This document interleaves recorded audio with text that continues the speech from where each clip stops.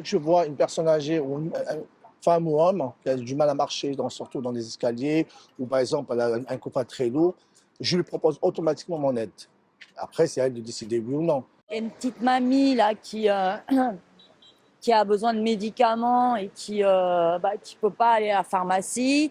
Donc j'y vais pour elle. Voilà, c'est l'occasion de prendre un thé et puis qu'elle me raconte un peu la guerre. C'est bien. Chez nous, par respect, on aide la plupart du temps les personnes âgées quand on les voit.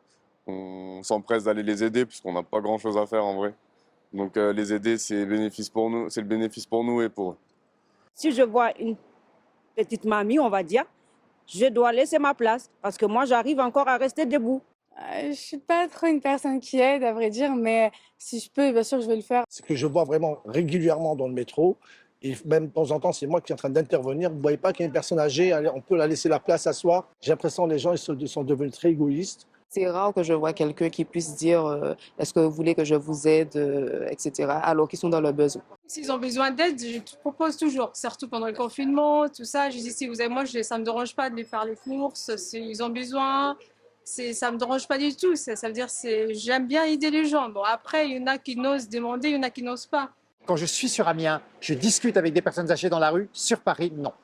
Ça ne doit pas être facile de vivre à Paris en étant une personne âgée. Parce que, moi y compris, qui pourtant avance en âge, je me dis, on est tous pressés. Quand il y a quelqu'un qui se meut un peu moins facilement, un peu moins rapidement, très vite, on a tendance à s'agacer sur un trottoir quand il n'y a pas de place. Les espaces partagés piétons, vélos, tels qu'ils sont structurés aujourd'hui à Paris, posent des problèmes, notamment pour les personnes âgées qui ont une difficulté à percevoir. À Paris, souvent, on n'est pas très solidaire avec les personnes âgées. Dans le métro, ça pousse, tout ça. Mais moi, j'essaye toujours de les aider à traverser si je vois qu'ils sont en difficulté, etc. Après, des fois, ils me le rendent pas bien, on va dire.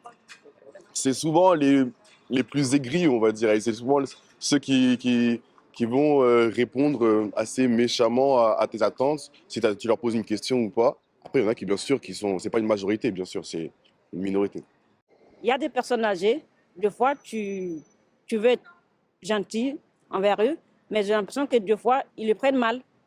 Tout dépend du caractère, tout dépend de la personne, de ce qu'elle attend, parce que souvent, c'est difficile d'accepter de l'aide. C'est difficile d'accepter qu'on ne peut pas. Il y a des soucis partout, je pense qu'ils se sentent abandonnés, qu'il y a des problèmes aussi au niveau de la gestion des retraites, ce genre de choses, mais que ce n'est pas une raison pour taper sur les nouvelles générations, on va dire. Je vais prendre l'exemple de ma grand-mère. Elle a 89 ans et quand je lui raconte ma vie et quand elle me raconte sa vie, ça n'a rien à voir. J'appelle ça le choc des générations. On n'a pas du tout les mêmes problèmes par rapport surtout à la technologie ou autre. Je ne sais pas vraiment comment formuler ça, mais pour moi, j'appelle ça le choc des générations. Ça reste des gens, des personnes fragiles, malgré tout, vulnérables, bien sûr, bien sûr. Combien de fois les personnes âgées, ils étaient agressés devant leur bâtiment, même dans le métro, ils essayent ou par exemple, ils vont faire un distributeur, ils vont te retirer de l'argent, ils vont leur piquer leur sac ou leur argent, que ce soit femme ou homme, et à partir du moment où c'est une personne âgée. Ça, on le connaît tous, cette histoire. Il faut vraiment, ces gens-là, ils soient vraiment protégés parce ils ont besoin. J'ai l'impression que je ne suis pas menacé et que les gens âgés ne sont pas globalement menacés. Il peut y avoir des problèmes, mais qu'on vit dans une assez grande sécurité. Et ça, je trouve que c'est une bonne chose.